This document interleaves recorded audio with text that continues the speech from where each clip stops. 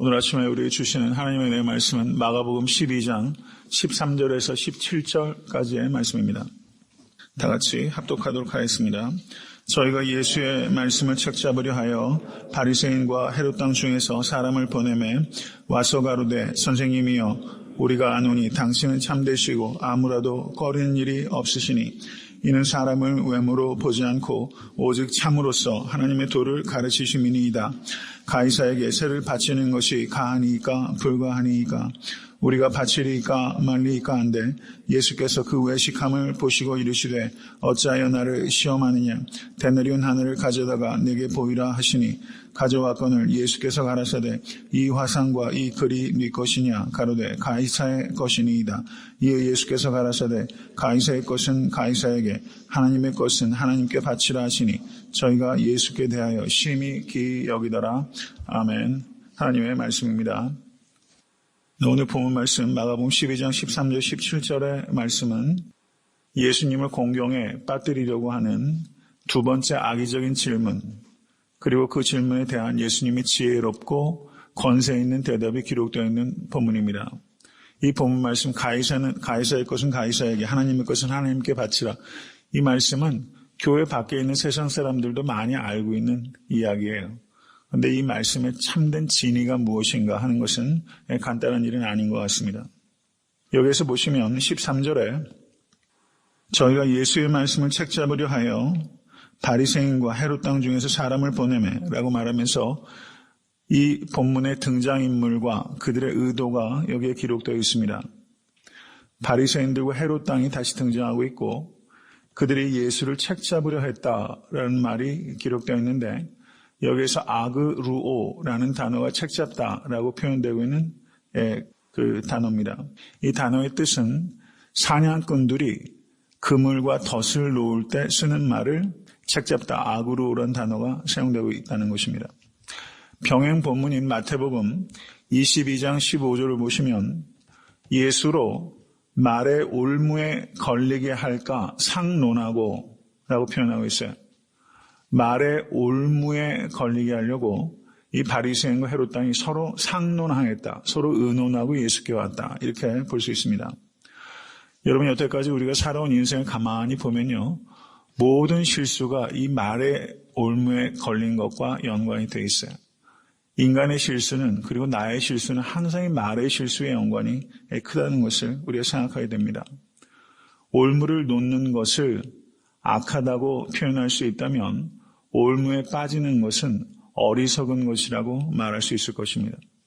우리가 올무를 놓아서도 안 되고 올무에 빠지는 것도 어리석은 일이에요. 둘 다 피하실 수 있는 영적 분별력을 가지실 수 있는 여러분과 제가 될 수 있게 되기를 간절히 바랍니다. 오늘 본문에 등장하는 사람은 바리새인과 헤롯 땅입니다. 이 바리새인과 헤롯 땅이 등장했을 때가 한 번 있었어요. 언제 등장했습니까? 마가복음 3장 6절을 보시면 거기에서 바리새인과 헤롯 땅이 서로 의기투합해서 예수를 죽이고 의논하였다라고 말하고 있는 본문입니다.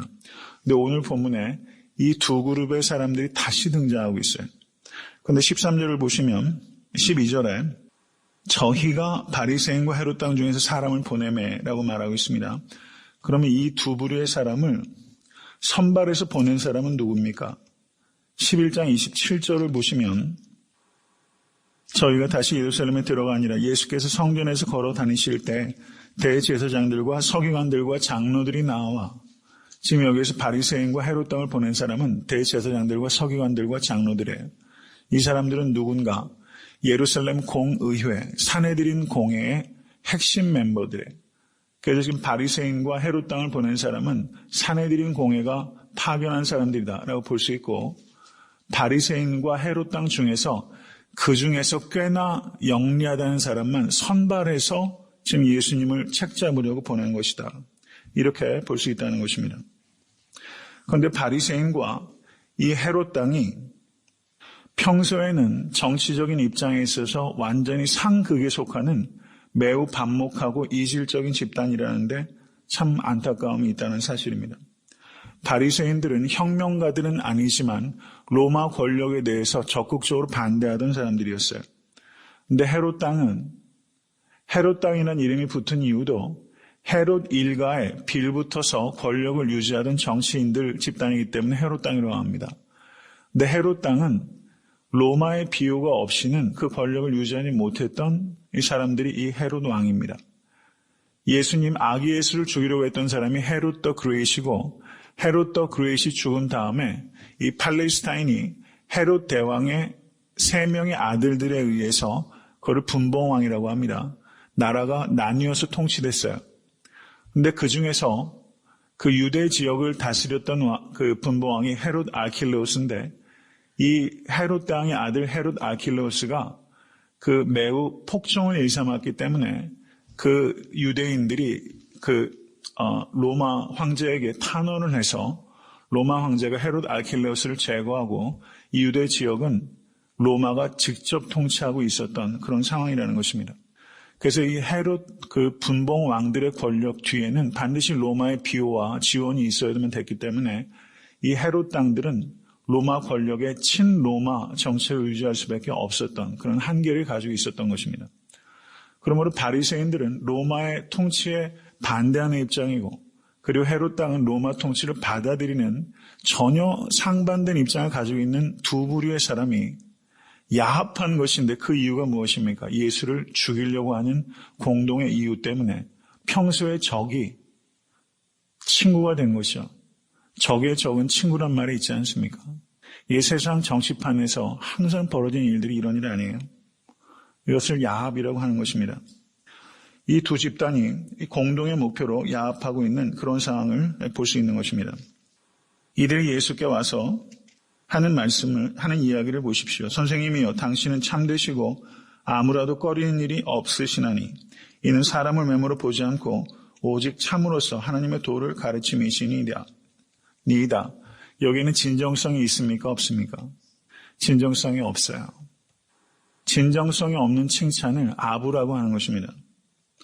그런데 사람들은 아부를 좋아합니까? 아부를 싫어합니까? 아부 좋아하죠. 사람들은요, 이 칭찬이 아니고 아부라는 걸 알면서도 좋아해요. 칭찬이라고 진짜 칭찬을 해도 좋아하고 아부인 게 뻔히 보이는데도 아부하는 사람을 사실상은 싫어하지 않아요. 그럼 아부인 줄 알면서 왜 사람들이 그것을 받아들이는가? 자신이 아부할 만큼 그만한 위치에 있다는 것을 은근히 즐기기 때문입니다. 아부인 줄 알면서도 내가 아부할 만한 위치에 있다라는 것을 사람들이 인정하는 것이기 때문에 그것을 은근히 즐기는 거예요. 이 사람들이 그렇습니다.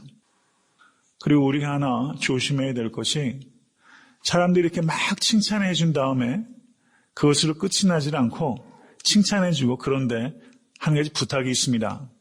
이렇게 하는 경우가 많이 있어요. 칭찬하고 부탁하는 경우가 굉장히 많이 있어요. 이건 조금 안타까운 일이 아닐 수 없습니다. 여러분, 과도한 칭찬하시는 것 옳지 못합니다. 누구에게 대해서도 칭찬이 고래도 춤추게 하지만 잘못된 칭찬은 사람을 병들게 해요.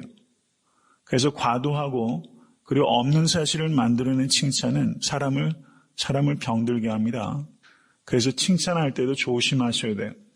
그리고 아부하지 않아야 됩니다. 그리고 칭찬하면서 그것을 무엇인가를 부탁하려고 해서는 안 되고 더군다나 오늘 본문에 있는 것처럼 아부에서 사람을 무디게 한 다음에 트랩에 사람을 걸려고 하는 이런 행동을 해서는 결단코 안 되는 것입니다.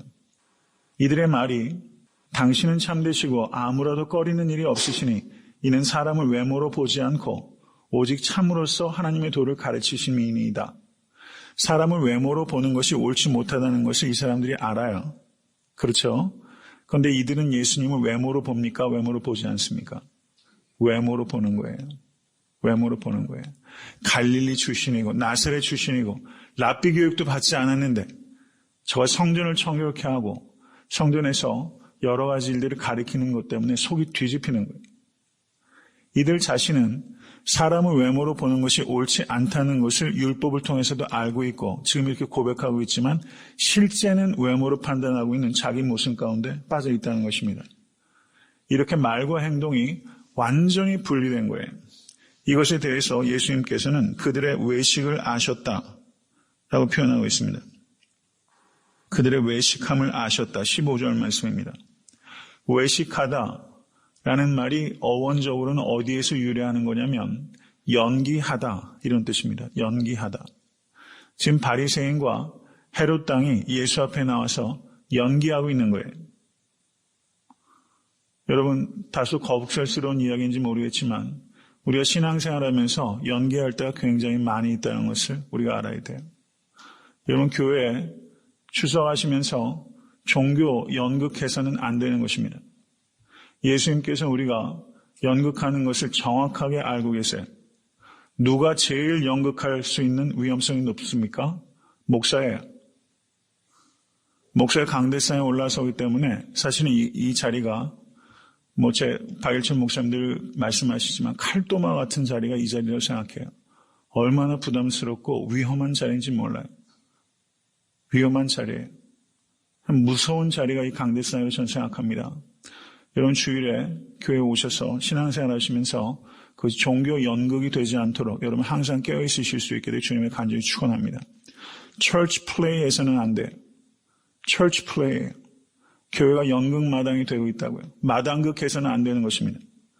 그런데 실제 많은 사람들이 교회에서 마당극해요. 사람은 속일 수 있어요. 주연 배우처럼 연기 기가 막히게 할 수 있습니다. 근데 하나님을 속일 수 없어요. 외식함을 아신다고 말씀하셨습니다. 여러분 참된 경건에 힘쓰실 수 있는 여러분과 제가 될 수 있게 되기를 간절히 바랍니다. 여기서 이들의 진짜 의도는 무엇입니까? 앞에 장광설을 늘어놓고 예수님을 칭찬했어요. 가이사에게 세를 바치는 것이 가하니까 불가하니까 사실상 이걸 얘기를 하려는 거였던 것입니다. 이 질문이 얼마나 교묘한지를 우리가 봐야 됩니다. 예수님을 압으로 무장해제를 시킨 다음에 공경에 빠뜨리는 거예요. 가이사에게 세를 바쳐야 된다 해도 문제가 될 것이고 가이사에게 세를 바치지 말아야 된다 해도 문제가 되는 것입니다. 여기에서 바리새인들은 가이사에게 세를 바치는 것에 대해서 거부하는 입장을 가지고 있었던 사람이에요. 실제 세를 안 바쳤는지 바치는지는 그건 조금 연구할 부분이지만 가이사의 세를 바치는 것에 대해서 거부하는 입장을 가지고 있었어요. 왜냐하면 로마 권력을 인정하지 않고 있었기 때문에. 그런데 헤롯 당은 로마에게 세금을 바치고 있었고 바쳐야 된다는 입장을 가지고 있었던 겁니다. 세금에 대해서도 이 두 부류가 완전히 상이한 입장을 가지고 있었어요. 그렇기 때문에 이 질문 자체가 그만큼 위험한 질문이라는 것입니다. 어느 한쪽의 그룹에는 반대된 얘기를 예수께서 하실 수밖에 없기 때문에 굉장히 트리키한 그런 상황에 예수께서 지금 몰린 거예요. 정말 이 대제사장들과 서기관들과 장로들이 뽑아서 보낼 만큼 영악한 사람들이에요. 여러분 우리가 신앙생활을 한다면 여러분 사탄이 그리고 사탄의 도구로 쓰임받는 악한 사람들이 우리에게 이렇게 트리키한 상황 가운데 우리를 몰아넣을 수 있다는 것을 우리가 깨달아야 돼요. 우리가 영적 분별력이 없으면 이것을 깨닫지 못하고 올무 가운데 빠져서 지게 될 경우가 굉장히 많습니다. 여러분 어떻게 해야 영적으로 깨어있을 수 있습니까? 기도할 때 영적으로 깨어있을 수 있습니다. 기도하지 않고 영적으로 깨어있을 수 있다는 것은 착각이고 환상이에요. 기도하기 위해서 눈을 감을 때 우리의 영안이 가장 밝게 띄어지는 것을 여러분 받아들이실 수 있게 간절히 바랍니다. 하루를 시작하면서 눈을 뜨자마자 눈을 감는 사람, 그 사람의 눈이 가장 밝은 사람이에요. 기도의 눈이 가장 밝게 보는 눈이라는 것을 기억하실 수 있게 간절히 바랍니다. 하나님께 물으실 수 있게 되기를 바라요. 여러분 다윗을 보면요. 매사를 하나님께 물어요. 묻고 또 물어요. 그게 하나님을 기쁘시게 하는 것입니다. 여러분 하나님께 물으시는 여러분과 제가 될 수 있게 되길 바랍니다. 이 질문의 의도는요. 진짜 의도는 가이사에게 세금을 바쳐야 되느냐 바치지 말아야 되느냐 이 정도의 문제가 아니에요. 가이사의 통치를 받아들여야 되느냐 받아들이지 말아야 되느냐 하는 문제예요. 반역이냐 반역이 아니냐 이 문제에 놓여 있는 겁니다. 이게 얼마나 심각한 이슈인지 몰라요. 세금 자체에 대한 문제가 아니라 세금이 상징하는 것에 대한 질문을 하고 있는 것입니다. 로마의 지배를 받아들여야 됩니까? 아니면 로마의 지배를 거부해야 합니까? 이 질문인 겁니다. 만약에 예수님께서 가이사의 세금을 내야 된다라고 말하면 여러분, 유대 백성들은 세금을 내야 된다 하는 말을 좋아하겠어요? 싫어하겠어요? 당연히 싫어하죠. 지금 예수께 많은 무리들이 지금 쫓고 있어요. 그런데 가이사의 세금을 내야 한다 하는 순간 예수님과 이 군중들 사이에는 건널 수 없는 큰 강이 생기는 거예요. 이것을 노리죠. 군중들로부터 예수를 분리시켜야 예수를 죽일 수 있잖아요. 그렇기 때문에 내야 된다 하는 것도 어려운 문제고, 만약에 내지 말아야 된다 하게 되면 어떤 문제가 생깁니까? 이들이 로마 당국에 고발하게 되는 것이죠. 로마의 지배를 지금 거절하는, 지금 정치적으로 혁명을 일으키는 자가 지금 여기 있다 라고 말하면서 예수께서 예스라고 할 수도 없고 노라고도 할 수 없는 상황 가운데 지금 예수를 몰아넣은 것입니다. 실제 누가복음 23장 1절에서 2절 말씀을 보시면 한번 찾아보세요. 누가복음 23장 1절에서 2절 말씀. 다 같이 읽습니다. 무리가 다 일어나 예수를 빌라도에게 끌고 가서 고소하여 가로되 우리가 이 사람을 보매 백성을 미혹하고 가이사에게 세 바치는 것을 금하며 자칭 왕 그리스도라 하더이다 하니. 여러분, 지금 이 문제가 여기서 나오죠.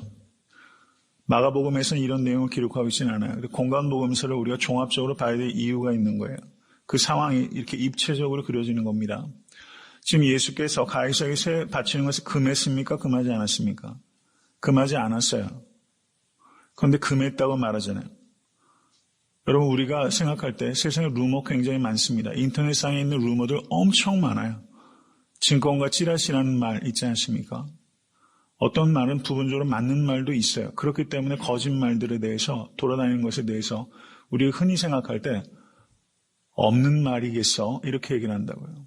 없는 말. 뭔가 있으니까 말이 돌아다니겠지 이렇게 생각한다고요. 그런데 그런 말도 있고요. 정말 없는 말도 돌아다녀요. 지금 여기 보세요. 예수님에 대해서도 없는 말이 돌아다니잖아요. 여러분, 애틀란타 이 지역이 저는 좀 특별한 지역인 것 같아요.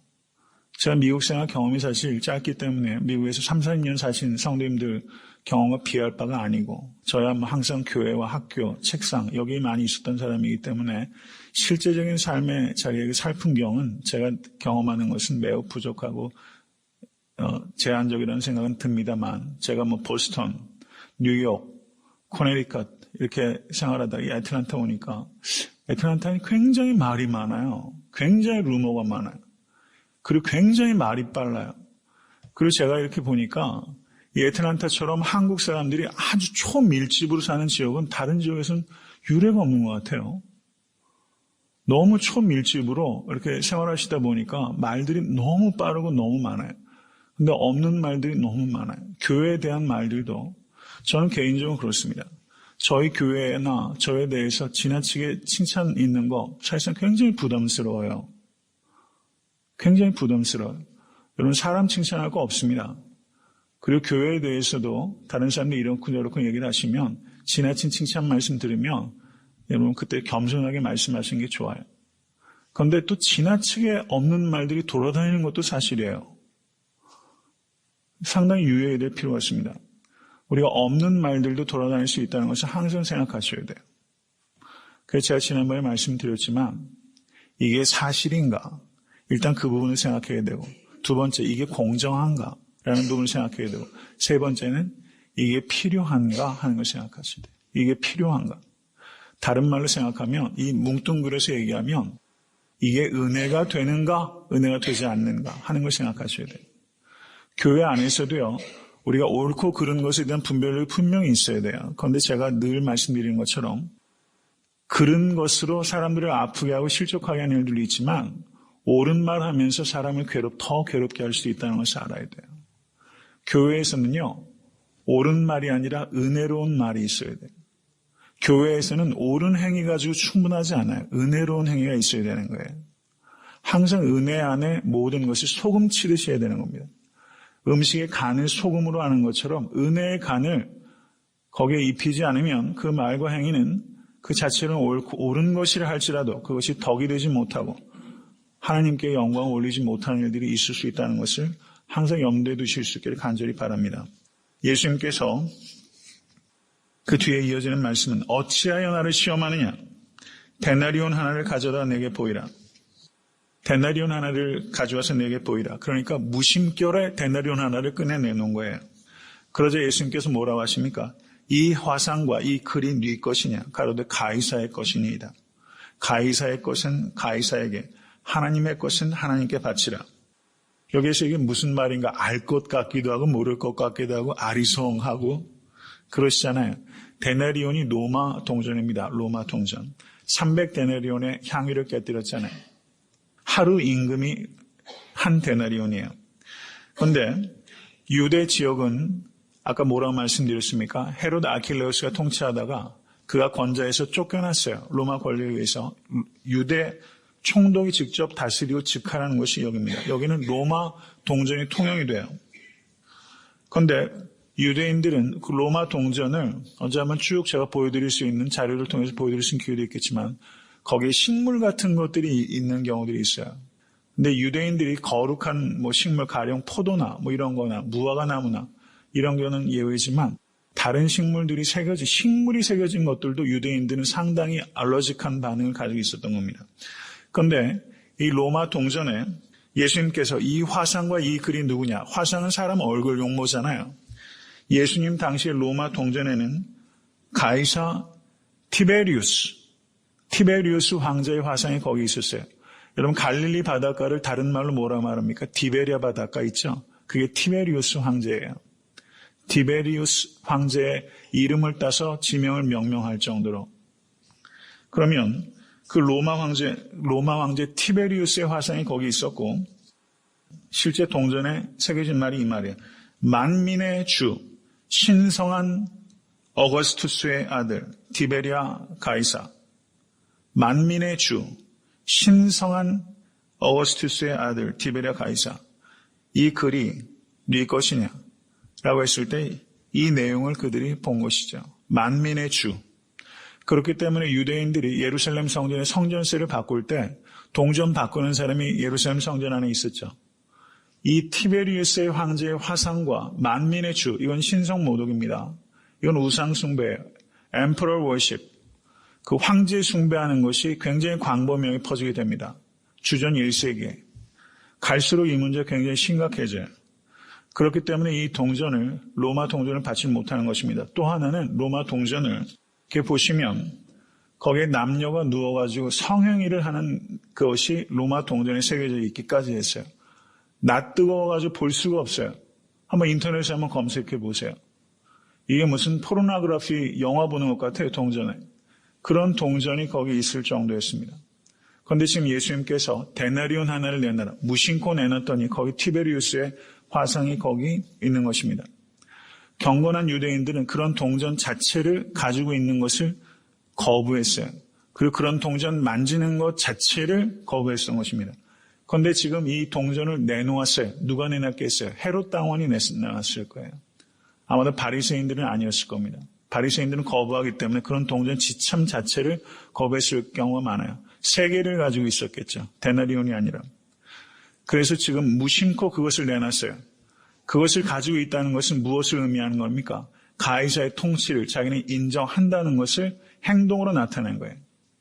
그러니까 예수님께서 가이사의 것은 가이사에게, 하나님의 것은 하나님에게 바치라 라고 말하는 것은 세금을 바치는 것은 너희들의 판단에 따라 하라라는 겁니다.